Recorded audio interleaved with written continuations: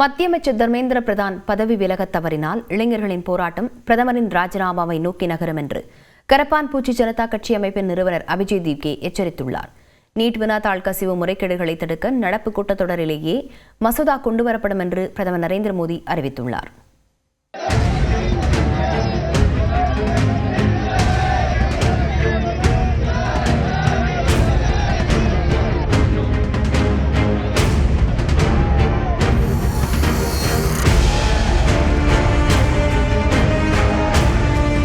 NEET வினாத்தாள் கசிவுக்கு பொறுப்பேற்று மத்திய கல்வித்துறை அமைச்சர் தர்மேந்திர பிரதானை பதவி விலக வலியுறுத்தி டெல்லியில் ஜந்தர் மந்தர் கரப்பான்பூச்சி ஜனதா கட்சி அமைப்பினர் கடந்த 34 நாட்களாக போராடி வருகின்றனர்.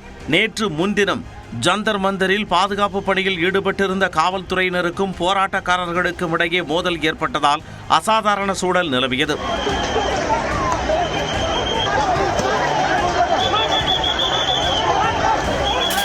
அதனைத் தொடர்ந்து ஜந்தர் மந்தரில் நேற்று காலை முதலே ஆயிரக்கணக்கான இளைஞர்கள் குவிய தொடங்கினர். ஜந்தர் மந்தரில் இருந்து கன்னாட் பிளேஸ் வரையில் போராட்டக்காரர்கள் திரண்டிருந்தனர். இதனால் துணை ராணுவ படையினர் அதிக அளவில் குவிக்கப்பட்டனர்.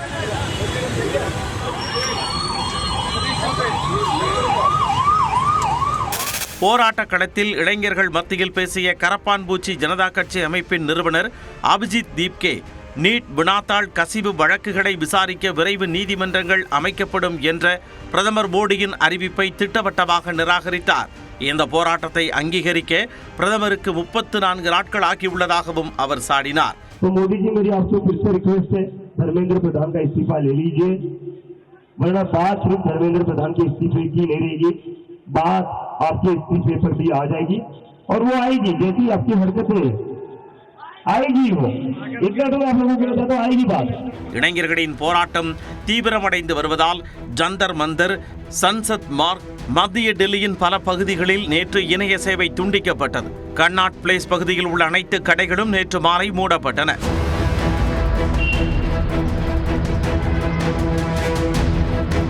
பாதுகாப்பு கருதி லோக் கல்யாண் மார்க், ராஜீவ் சவுக், படேல் சவுக், ஜன்பாத், மண்டி ஹவுஸ், இந்தியா கேட், சிவாஜி மைதானம் உள்ளிட்ட 17 மெட்ரோ ரயில் நிலையங்கள் இன்று முதல் மறு அறிவிப்பு வரும் வரை மூடப்படுவதாக மெட்ரோ நிர்வாகம் அறிவித்துள்ளது.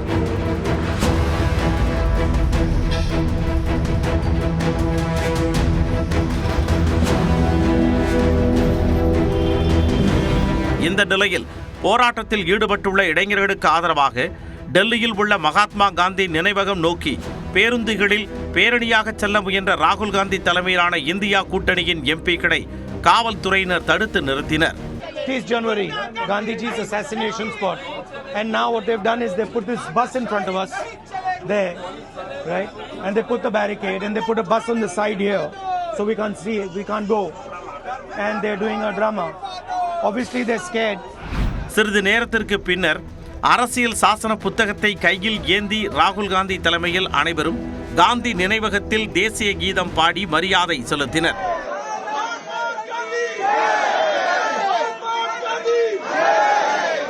மத்திய கல்வி அமைச்சரை பதவி நீக்கம் செய்ய வேண்டும் என்று ராகுல் காந்தி வலியுறுத்தினார். The Modi government is assassinating democracy in India, is brutalizing students, is beating students. The opposition is not going to accept this. We are with the students, and Mr. Narendra Modi has to remove. How long you continue here? He has to remove the education minister and he has to apologize. இளைஞர்கள் மீது தாக்குதல் நடத்தப்பட்டதை கண்டித்தும் மத்திய கல்வி அமைச்சரின் ராஜினாமாவை வலியுறுத்தியும் இன்று நாடு தழுவிய போராட்டத்திற்கு கரப்பான்பூச்சி ஜனதா கட்சி அமைப்பு அழைப்பு விடுத்துள்ள நிலையில் அந்த அமைப்பின் பிரதிநிதிகளுடன் மத்திய அரசு இன்று உயர்மட்ட பேச்சுவார்த்தை நடத்த உள்ளது. இந்த நிலையில் பிரதமர் மோடி உறுதியளித்தபடி பொதுத் தேர்வுகளில் வினாத்தாள் கசிவு உள்ளிட்ட முறைகேடுகளை விசாரிப்பதற்காக டெல்லி உயர்நீதிமன்றம் விரைவு நீதிமன்றங்களை நியமித்து உத்தரவிட்டுள்ளது. இந்த நீதிமன்றத்தின் நீதிபதியாக அனு குரோவர் பாலிகா நியமிக்கப்பட்டுள்ளார். இன்று நடைபெறவுள்ள சிறப்பு மத்திய அமைச்சரவை கூட்டத்தில் வினாத்தாள் கசிவு விவகாரத்தில் கடுமையான நடவடிக்கையும் சீர்திருத்தங்களும் மேற்கொள்வது குறித்து அறிவிக்கப்படும் என்று பிரதமர் மோடி உறுதியளித்துள்ளார். फास्ट ट्रैक कोर्ट और कठोर सजा के प्रावधान के साथ का ये मुसद्दा कल कैबिनेट में चर्चा होगी। कैबिनेट के साथियों के सुझाव के बाद उसका अंतिम रूप दिया जाएगा। सोमवार से संसद का दूसरा सप्ताह शुरू हो रहा है, तब जल्द से जल्द उस बिल को सदन में पारित कराने का प्रयास किया जाएगा। மேலும் வினாத்தாள் கசிவு விவகாரத்தில் மத்திய உயர்கல்வித்துறை செயலாளராக இருந்த வினீத் ஜோஷியை பணியிட மாற்றம் செய்து மத்திய அரசு உத்தரவிட்டுள்ளது. புதிய உயர்கல்வித்துறை செயலாளராக நரேஷ் பால் கங்குவார் நியமிக்கப்பட்டுள்ளார். ஒரு நிமிட செய்தி தொகுப்புகள் சிலவற்றை பார்க்கலாம். மேற்கு தொடர்ச்சி மலை மாவட்டங்களில் வரும் 29ஆம் தேதி வரை மிதமான மழைக்கு வாய்ப்பிருப்பதாக வானிலை ஆய்வு மையம் கணித்துள்ளது. தமிழக கடலோரப் பகுதிகளில் கீழ்மட்ட வளிமண்டலத்தில் ஒரு பலவீனமான காற்றழுத்த தாழ்வு பாதை நிலவுகிறது. இதன் காரணமாக மேற்கு தொடர்ச்சி மலை மாவட்டங்கள் மற்றும் கடலூர், விழுப்புரம், செங்கல்பட்டு, திருவண்ணாமலை மாவட்டங்களில் இன்றும் நாளையும் பலத்த காற்றோடு மிதமான மழை பெய்யும் என வானிலை ஆய்வு மையம் தெரிவித்துள்ளது. ஏனைய தமிழ்நாட்டின் ஒரு சில இடங்களில் பலத்த காற்றுடன் லேசானது முதல் மிதமான மழை பெய்யக்கூடும் என்று கூறியுள்ளது. மேலும் மேற்கு தொடர்ச்சி மலை மாவட்டங்களில் வரும் 29ஆம் தேதி வரை மிதமான மழைக்கு வாய்ப்பிருப்பதாக தெரிவித்துள்ள வானிலை ஆய்வு மையம், கடலோர தமிழ்நாடு மற்றும் வட உள் தமிழகத்தில் நாளை மறுநாள் மிதமான மழை பெய்யக்கூடும் என்று கணித்துள்ளது. சென்னையில் இன்று மாலை அல்லது இரவு நேரங்களில் லேசானது முதல் மிதமான மழைக்கு வாய்ப்பிருப்பதாகவும் அதிகபட்ச வெப்பநிலை சதமடிக்க வாய்ப்பிருப்பதாகவும் வானிலை ஆய்வு மையம் தெரிவித்துள்ளது. ஈரோடு, கரூர், மதுரை, திண்டுக்கல், விருதுநகர், தூத்துக்குடி மற்றும் நெல்லை மாவட்டங்களில் வரும் 27ஆம் தேதி வரை வெயில் இயல்பை விட 4 டிகிரி செல்சியஸ் வரை அதிகமாக இருக்கக்கூடும் என்றும், ஏனைய தமிழக பகுதிகளில் வெயில் இயல்பை ஒட்டியே இருக்கக்கூடும் என்றும் வானிலை ஆய்வு மையம் கூறியுள்ளது. திருச்சி அரசு மருத்துவமனையில் சிகிச்சை பெற்று வரும் மூதாட்டியின் கால் விரலை எலி கடித்த சம்பவம் அதிர்ச்சியை ஏற்படுத்தியுள்ளது. திருச்சி மாவட்டம் பொன்மலை அருகே உள்ள ஆலத்தூர் கிராமத்தைச் சேர்ந்த தமிழ்குடி என்ற 60 வயது மூதாட்டிக்கு கால் மூட்டு பாதிப்பு ஏற்பட்டது. இதனால் திருச்சி மகாத்மா காந்தி நினைவு அரசு மருத்துவமனையில் அனுமதிக்கப்பட்ட அவர் ஒரு வாரமாக சிகிச்சை பெற்று வருகிறார். அவர் சிகிச்சை பெற்று வரும் வார்டில் எலி தொல்லை அதிகமாக இருந்த நிலையில் அதிகாலையில் மூதாட்டி தமிழ்குடி உறங்கிக் கொண்டிருந்த போது அவரது கால் கட்டை விரலை எலி கடித்ததாக கூறப்படுகிறது. எலி கடித்ததில் மூதாட்டியின் கால் கட்டை விரல் பலத்த சேதமடைந்திருந்தது. தகவல் அறிந்து சென்ற மருத்துவர்கள் மூதாட்டிக்கு தடுப்பூசி செலுத்தி சிகிச்சை அளித்தனர். தமிழ்குடிக்கு சர்க்கரை நோய் இருப்பதால் அவரது கால் வீக்கமடைந்து உணர்வின்றி இருந்ததாகவும், இதனால் உறக்கத்தில் இருந்த தமிழ்குடிக்கு எலி கடிப்பது சிறிது நேரம் தெரியவில்லை என்றும் அவரது மகன் விஜயகுமார் கூறினார்.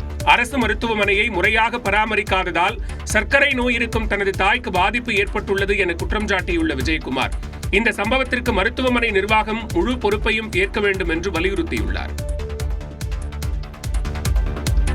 சென்னையில் ஆபரண தங்கத்தின் விலை சவரனுக்கு 560 ரூபாய் அதிகரித்துள்ளது. சர்வதேச பொருளாதார சூழலால் கடந்த சில மாதங்களாக தங்கத்தின் விலை அதிக ஏற்ற இறக்கங்களுடன் காணப்பட்டு வருகிறது. இந்நிலையில் வியாழனன்று தங்கம் 4வது நாளாக விலை உயர்ந்து விற்பனையாகிறது. அதன்படி சென்னையில் ஆபரண தங்கத்தின் விலை சவரனுக்கு 560 ரூபாய் அதிகரித்து 1,08,000 ரூபாய் என நிர்ணயம் செய்யப்பட்டது. கிராமிற்கு 70 ரூபாய் உயர்ந்து 13,500 ரூபாய்க்கு விற்பனையாகிறது. வெள்ளியை பொறுத்தவரை விலை மாற்றமின்றி கிராம் 245 ரூபாய்க்கும், பார் வெள்ளி கிலோ 2,45,000 ரூபாய்க்கும் விற்பனையாகிறது. இதற்கிடையே இந்திய பங்குச்சந்தைகள் 4வது நாளாக வர்த்தகத்தை சரிவுடன் நிறைவு செய்தன. அதன்படி மும்பை பங்குச்சந்தையில் குறியீட்டு எண் சென்செக்ஸ் 363 புள்ளிகள் சரிந்து 76,391 புள்ளிகளுடனும், தேசிய பங்குச்சந்தையில் நிப்டி 126 புள்ளிகள் சரிந்து 23,869 புள்ளிகளுடனும் வர்த்தகத்தை நிறைவு செய்தன. SBI life, Bajaj auto, Mahindra and Mahindra, TCS உள்ளிட்ட நிறுவன பங்குகள் ஏற்றத்துடன் நிறைவடைந்த நிலையில் Adani enterprises, Nestle India, Adani ports உள்ளிட்ட நிறுவனத்தின் பங்குகள் சரிவுடன் நிறைவடைந்தன. முதல் T20 போட்டியில் ஜிம்பாப்வேவை வீழ்த்தி இந்திய அணி வெற்றி பெற்றது. இந்திய அணி 3 போட்டிகள் கொண்ட T20 தொடரில் விளையாட ஜிம்பாப்வே சுற்றுப்பயணம் மேற்கொண்டுள்ளது. இரு அணிகளுக்கு இடையிலான முதல் T20 போட்டி ஹராரேவில் நடைபெற்ற நிலையில் டாஸ் வென்ற இந்திய அணி பந்து வீச்சை தேர்வு செய்தது. அதன்படி முதலில் பேட் செய்த ஜிம்பாப்வே அணி 20 ஓவர்களின் முடிவில் 7 விக்கெட்டுகள் இழப்பிற்கு 125 ரன்கள் எடுத்தது. இந்திய அணியில் பிரின்ஸ் யாதவ், மயங்க் யாதவ் தலா 2 விக்கெட்டுகளையும், சிவம் துபே, ரவி பிஷ்னோய் தலா 1 விக்கெட்டையும் வீழ்த்தினர். தொடர்ந்து விளையாடிய இந்திய அணியில் அபிஷேக் சர்மா 1 ரன்னில் ஆட்டமிழந்த நிலையில் நிலையில் வைபவ் சூரியவன்சி, இஷான் கிஷன் இருவரும் பந்துகளை பவுண்டரி சிக்சர்களுக்கு பறக்க விட்டனர். அதிரடியாக விளையாடிய வைபவ் சூரியவன்சி 4 பவுண்டரி 4 சிக்சர் உடன் அரை சதம் விளாசி அவுட்டானார். ஸ்ரேயஸ் ஐயர், இஷான் கிஷன் ஜோடி 46 ரன்கள் சேர்த்த நிலையில் இஷான் கிஷன் 35 ரன்கள் எடுத்து ஆட்டமிழக்க ஸ்ரேயஸ் ஐயர் 28 ரன்களுடன் ஆட்டமிழக்காமல் இருந்தார். முடிவில் 13.2 ஓவரில் 3 விக்கெட்டுகளுக்கு 126 ரன்கள் எடுத்து அபார வெற்றி பெற்ற இந்திய அணி 1-0 என்ற கணக்கில் முன்னிலையில் வகிக்கிறது. தூத்துக்குடியில் சட்டவிரோத மது விற்பனை வழக்கில் விசாரணைக்காக அழைத்துச் செல்லப்பட்ட இளைஞர் சிகிச்சை பலனின்றி உயிரிழந்த சம்பவம் அதிர்வலையை ஏற்படுத்தியுள்ளது. காவலர்கள் தாக்கியதால் அசம்பாவிதம் நிகழ்ந்ததாக உறவினர்கள் குற்றம் சாட்டிய நிலையில் நடந்தது என்ன, இந்த தொகுப்பில் பார்க்கலாம்.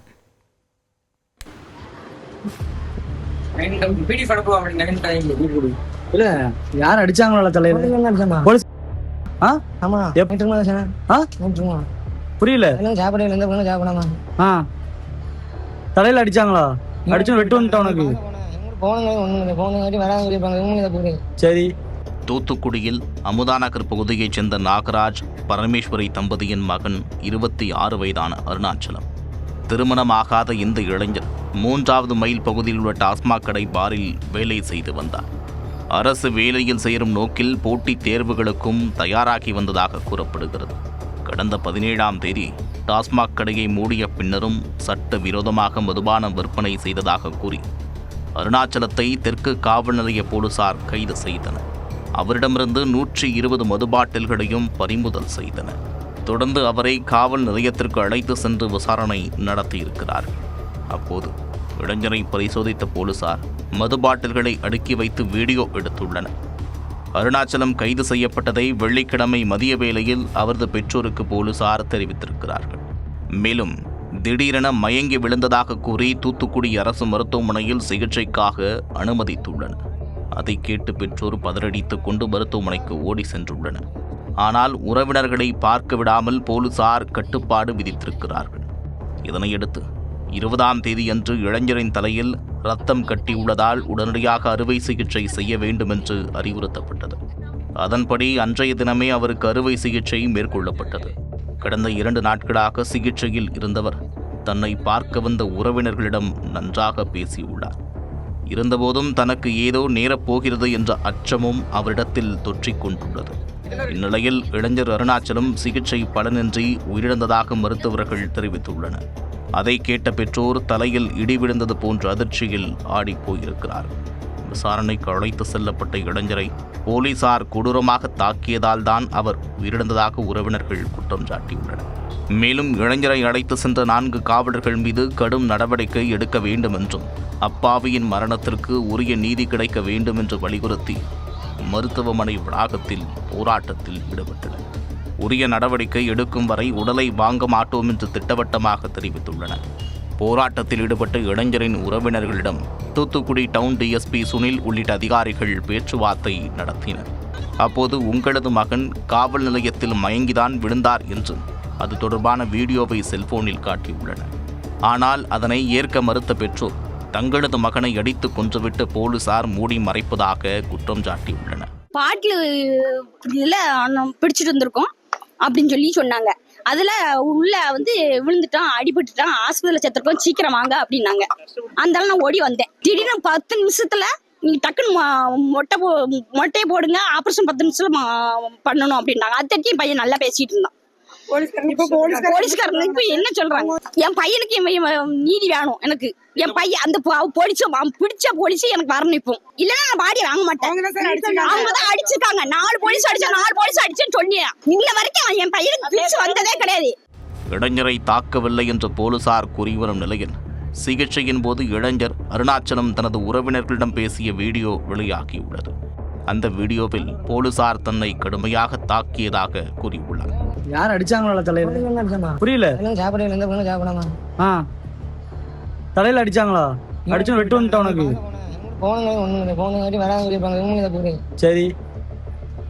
வீட்டுல போலீஸ் பிடிச்சாங்க. நான் டக்குனு மாட்டிருப்பேன். மாட்டி விட்டு கூப்பிட்டு. சரி. அவன் 2 ரூபாய் ஏழு அடிச்சாங்க. தலையில இளைஞர் மரண வாக்குமூலம் போன்று பேசிய வீடியோவை பார்த்த உறவினர்கள் கொந்தளித்து போயுள்ளனர். மேலும் இறந்தவரின் உடலை வெளிப்படை தன்மையுடன் உடற்குறாய்வு செய்ய வேண்டும் என்றும் அவரின் இந்த நிலைக்கு காரணமான போலீசார் மீது கடும் நடவடிக்கை எடுக்க வேண்டும் என்றும் வலியுறுத்தியுள்ளனர். இது தொடர்பாக மாவட்ட ஆட்சியர் மற்றும் மாவட்ட காவல் கண்காணிப்பாளரிடம் புகார் மனு அளித்துள்ளனர். அண்மையில் கன்னியாகுமரியில் குட்கா விற்பனை வழக்கில் கைது செய்யப்பட்ட சபரிவர்மன் என்பவர் கிளைச்சறையில் மர்மமான முறையில் உயிரிழந்தார். உடற்கூறாய்வில் அவரின் உடலில் 19 இடங்களில் காயங்கள் இருந்தது அம்பலமானது. இதனையடுத்து இளைஞரை அடித்து கொலை செய்த வழக்கில் சிறை காவலர்கள் மற்றும் சக கைதிகள் 8 பேர் சஸ்பெண்ட் செய்யப்பட்டனர். இனி காலை விரைவுச் செய்திகளை பார்க்கலாம். சிவகங்கை மாவட்டம் திருப்பத்தூர் அருகே கோயில் திருவிழாவில் சாமியாடிகள் அரிவாள் மீது நின்று அருள்வாக்கு கூறினர். புதுப்பட்டியில் உள்ள மாவூடி யூத்து காளியம்மன் கோயிலில் ஆடித்திருவிழாவையொட்டி சாமியாட்டம் நடைபெற்றது. முக்கிய வீதிகள் வழியாக அரிவாள் மீது நின்றபடி சாமியாட்டம் ஆடி வந்த சாமியாடிகள் மீது பெண்கள் வேப்பிலை, மஞ்சள் கலந்த நீரை தெளித்து வழிபாடு செய்தனர்.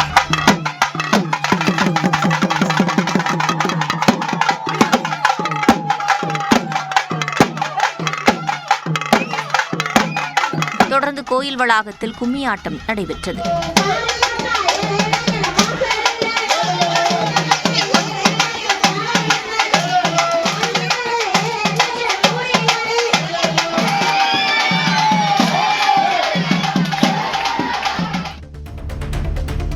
திருநெல்வேலியில் உள்ள ஆதிதிராவிடர் மாணவர்கள் விடுதியில் அமைச்சர் வன்னியரசு திடீர் ஆய்வு நடத்தி மாணவர்களிடம் குறைகளை கேட்டறிந்தார். யூஜி மற்றும் பிஜி மாணவர்கள் 250 பேர் தங்கியுள்ள நிலையில் உணவின் தரம், குடிநீர் வசதி, கழிவுநீர் வசதி ஆகியவற்றை ஆய்வு செய்தார். உணவு சுத்தமாக சாப்பிட முடியல, நல்லா வெளியில் போகிறாங்க, வெளியில் போய் தான் நாங்கள் சாப்பிட முடியும்னு சொல்கிறாங்க. அது எப்படி சரி பண்ணுறது? உணவு நல்லா கொடுக்கணும்லாங்க, அப்போ தானே பிள்ளைங்க சாப்பிடுவாங்க. பிஜி ஹாஸ்டலை பொறுத்தவரை நாங்கள் ஃப்ரெஷ்ஷாக தான் பண்ணுறோம். 3 வேளையுமே பிஜி ஹாஸ்டலையும் தான் சொல்கிறாங்க, பிஜி ஹாஸ்டலையும் சொல்கிறாங்க, இந்த ஸ்கூல் ஹாஸ்டலையும் சொல்கிறாங்க. ஏன்னா பசங்க இங்கே தான் இருக்கிறாங்க. சென்னையை அடுத்த தாம்பரத்தில் சிஎன்ஜி குழாய் பதிப்பதற்காக தோண்டப்பட்ட பள்ளத்தில் கல்லூரி பேருந்தின் சக்கரம் சிக்கியதால் அருகிலிருந்த குடிநீர் குழாய் உடைந்து சாலையில் தண்ணீர் பெருக்கெடுத்து ஓடியது. இதனால் அப்பகுதியில் கடுமையான போக்குவரத்து நெரிசல் ஏற்பட்டு வாகன ஓட்டிகள் அவதிக்காளாகினர்.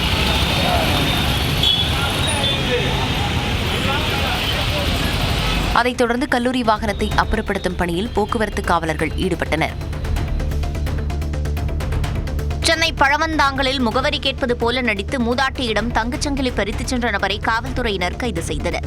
விசாரணையில் அவர் தண்டையார்பேட்டையைச் சேர்ந்த சீனிவாசன் என்பதும் வழிபறி செய்த தங்கச்சங்கிலியை மயிலாப்பூரைச் சேர்ந்த கற்பகம் என்பவர் மூலம் வங்கியில் அடகு வைத்து பணம் பெற்று செலவு செய்ததும் தெரியவந்தது. இதனையடுத்து கற்பகத்தையும் கைது செய்தனர். அவர்களிடமிருந்து 4,000 சவரன் தங்கச்சங்கிலி, 1,50,000 லட்சம் ரூபாய் ரொக்கம் மற்றும் இருசக்கர வாகனம் ஆகியவை பறிமுதல் செய்யப்பட்டன. திருவள்ளூர் மாவட்டம் திருத்தணி பேருந்து நிலையத்தில் போதிய பேருந்து வசதி இல்லாததால் பயணிகள் சாலை மறியலில் ஈடுபட்டனர். திருத்தணி பேருந்து நிலையத்திலிருந்து அரக்கோணம், காஞ்சிபுரம் பகுதிகளுக்கு செல்லும் பயணிகள் பேருந்துக்காக 3 மணி நேரத்திற்கு மேலாக காத்திருந்ததாக தெரிகிறது. இதுகுறித்து போக்குவரத்து அலுவலகத்திற்கு சென்று கேட்டபோது அதிகாரிகள் அலட்சியமாக பதிலளித்ததாகவும் கூறப்படுகிறது. இதனை கண்டித்து பயணிகள் சாலை மறியலில் ஈடுபட்டனர். திருவாரூரில் 15 வயது சிறுமியை கர்ப்பமாக்கிய வழக்கில் இளைஞருக்கு 62 ஆண்டுகள் சிறை தண்டனை விதித்து மாவட்ட சிறப்பு நீதிமன்றம் பரபரப்பு தீர்ப்பளித்துள்ளது. தஞ்சாவூர் மாவட்டம் நாஞ்சிக்கோட்டையைச் சேர்ந்த தமிழ்ச்செல்வன் திருவாரூரைச் சேர்ந்த உறவுக்கார சிறுமியை கர்ப்பமாக்கியதாக போக்சோ வழக்கில் கைது செய்யப்பட்டார். இந்த வழக்கை விசாரித்த மகளிர் நீதிமன்ற நீதிபதி தமிழ்ச்செல்வனுக்கு 3 பிரிவுகளில் தலா 20 ஆண்டுகள் சிறை தண்டனையும் மற்றொரு பிரிவில் 2 ஆண்டுகள் சிறை தண்டனையும் விதித்து தீர்ப்பளித்தார். அதே நேரம் இந்த தண்டனைகளை ஏக காலத்தில் அனுபவிக்க நீதிபதி உத்தரவிட்டார்.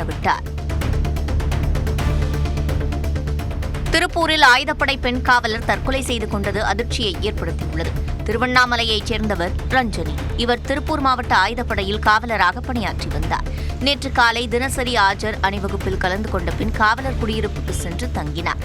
அப்போது அவர் திடீரென தற்கொலை செய்து கொண்டார். இதுபற்றி காவல்துறையினர் விசாரித்து வருகின்றனர். தாட்கோ மூலமாக தனது தந்தை வாங்கிய கடனுக்கு தற்போது வரை வட்டி கட்டுவதாக காஞ்சிபுரத்தில் தூய்மைப் பணியாளர் ஒருவர் அமைச்சர்கள் முன்னிலையில் புகார் தெரிவித்ததால் பரபரப்பு ஏற்பட்டது. காஞ்சிபுரத்தில் 151 தூய்மைப் பணியாளர்களுக்கு நலத்திட்ட உதவி வழங்கும் நிகழ்ச்சி நடைபெற்றது. அப்போது குறுக்கிட்டு பேசிய ஊழியர் ஒருவர் தாட்கோ மூலமாக பெறும் கடனுக்கு வட்டி அதிகம் வசூலிக்கப்படுவதாக குற்றம் சாட்டினார்.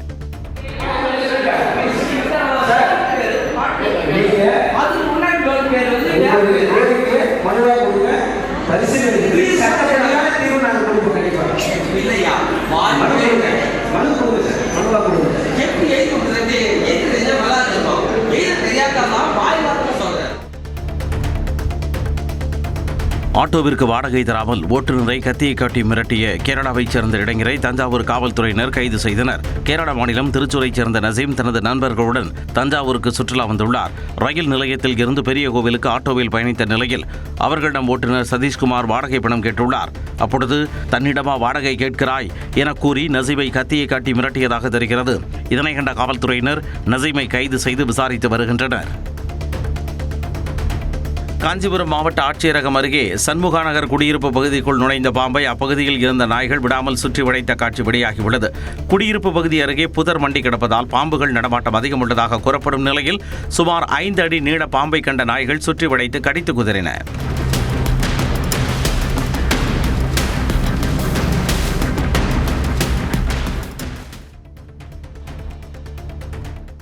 நீட் தேர்வை ரத்து செய்யக்கோரி நீலம் பண்பாட்டு மையம் மற்றும் நீலம் மாணவர் இயக்கம் சார்பில் சென்னையில் நடைபெற்ற போராட்டத்தில் திரையுலகினர் திரளாக பங்கேற்று எதிர்ப்பை பதிவு செய்தனர்.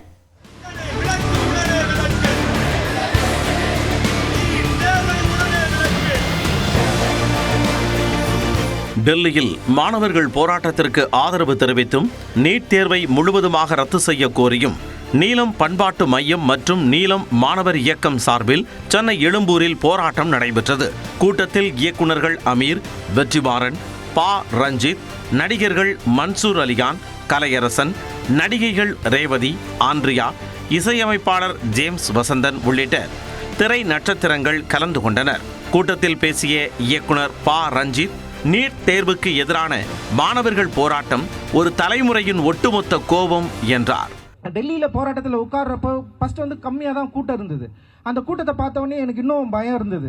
இவர் வெளிநாட்டில் படிச்சிருக்காரு, ஒரு நல்ல உயர்கல்வியை பெற்றிருக்காரு. அங்கிருந்து எந்த நம்பிக்கையில் எந்த மக்களை நம்பி பாபா அம்பேத்கருடைய புகைப்படத்தை உயர்த்தி இவர் ஒரு போராட்டத்தை முன்னெடுக்கிறாரு. இவர் முழங்குகிற அந்த ஜெய்பீம் உண்மையிலேயே இந்தியாவுக்கான ஒரு முழக்கமாக இருக்குன்னு எனக்கு தெரியும். தொடர்ந்து காலை விரைவுச் செய்திகளை பார்க்கலாம். சேலம் மாவட்டம் மேட்டூர் அணையில் நீர்வளத்துறையின் திருச்சி மண்டல தலைமை பொறியாளர் ஜெயக்குமாரி ஆய்வு மேற்கொண்டார். அணையின் பாதுகாப்பு கருவிகள், நீர் அளவீட்டு அமைப்புகள் மற்றும் 16 கண் மதகு பாலத்தில் வலுப்படுத்தும் பணிகளை பார்வையிட்டு அதிகாரிகளிடம் கேட்டறிந்தார். தற்பொழுது வினாடிக்கு அணைக்கு 42 கன அடி நீர் வந்து கொண்டிருக்கும் நிலையில் குடிநீர் தேவைக்காக வினாடிக்கு 1000 கன அடி தண்ணீர் திறக்கப்பட்டு வருகிறது. கரூர் மாவட்டம் கிருஷ்ணராயபுரம் அருகே பொதுமக்களுக்கு விநியோகம் செய்யும் குடிநீர் குழாயை அடைத்து தனியார் ஆலைக்கு ஆதரவாக அதிகாரிகள் செயல்படுவதாக குற்றஞ்சாட்டி பொதுமக்கள் முற்றுகையிட்டதால் பரபரப்பு ஏற்பட்டது. கீழமாயனூர் காவிரி ஆற்றில் போர்வெல் அமைத்து மாயனூர், மணவாசி ஊராட்சிகளுக்கும் வெள்ளியணை பகுதியில் உள்ள சிமெண்ட் ஆலைக்கு குடிநீர் அனுப்பப்படுகிறது. இதனால் மாயனூர், மணவாசி பகுதிகளுக்கு செல்லும் குடிநீர் குழாயை அதிகாரிகள் அடைக்க முயன்றதால் கிராம மக்கள் முற்றுகையிட்டனர். விழுப்புரம் மாவட்டம் கண்டாச்சிபுரம் அருகே உள்ள புளியந்தாங்கல் ஏரி மற்றும் பாறை பகுதிகளில் 5000 ஆண்டுகள் பழமையான புதிய கற்தைப்பு குழிகள் மற்றும் 14ஆம் நூற்றாண்டைச் சேர்ந்த தூம்பு கல்வெட்டு கண்டறியப்பட்டுள்ளது. இந்த கல்வெட்டு பண்டைய தமிழர்களின் நீர் மேலாண்மை மற்றும் பாசன முறைக்கு முக்கிய சான்றாக இருப்பதாக வரலாற்று ஆய்வாளர்கள் தெரிவித்துள்ளனர். மேலும் ஏரிக்கு அருகே உள்ள அல்லிசுனை பாறையில் புதிய கற்கால மனிதர்கள் தங்களின் கல்லாயுதங்களை கூர்தீட்டுவதற்காக பயன்படுத்திய 10க்கும் மேற்பட்ட பழமையான கற்தைப்பு குழிகள் கண்டறியப்பட்டு வரலாற்று ஆர்வலர்களை வியப்பில் ஆழ்த்தியுள்ளன.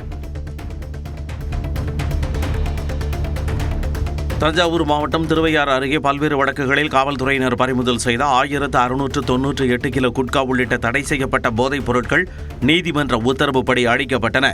கொள்ளிடம் ஆற்றங்கரையில் பள்ளம் தோண்டி போதைப் பொருளை புதைத்து அழிக்கும் பணி காவல்துறை, வருவாய்த்துறை மற்றும் உணவுத்துறை அதிகாரிகள் முன்னிலையில் நடைபெற்றது.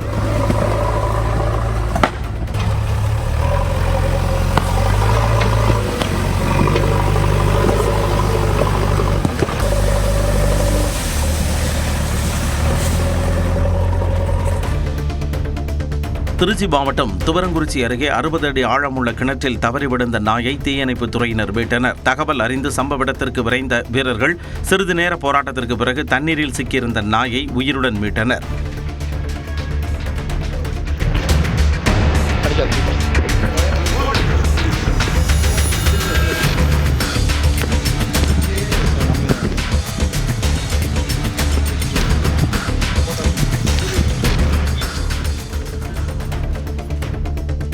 கன்னியாகுமரி மாவட்டம் குற்றியாறு, வட்டப்பாறை உள்ளிட்ட மலையோர கிராமங்களில் குட்டியுடன் 5 யானைகள் இரவு நேரத்தில் சுற்றி வந்ததால் பொதுமக்கள் அச்சமடைந்துள்ளனர். விளைநிலங்களில் புகுந்து பயிர்களை சேதப்படுத்தியதுடன் வீடுகளுக்கு அருகேயும் சென்றது சிசிடிவியில் பதிவாகியுள்ளது. இதனால் அச்சமடைந்த கிராம மக்கள் யானைகள் ஊருக்குள் வருவதை தடுக்க வனத்துறை உடனடியாக நடவடிக்கை எடுக்க வேண்டும் என்று கோரிக்கை விடுத்துள்ளனர்.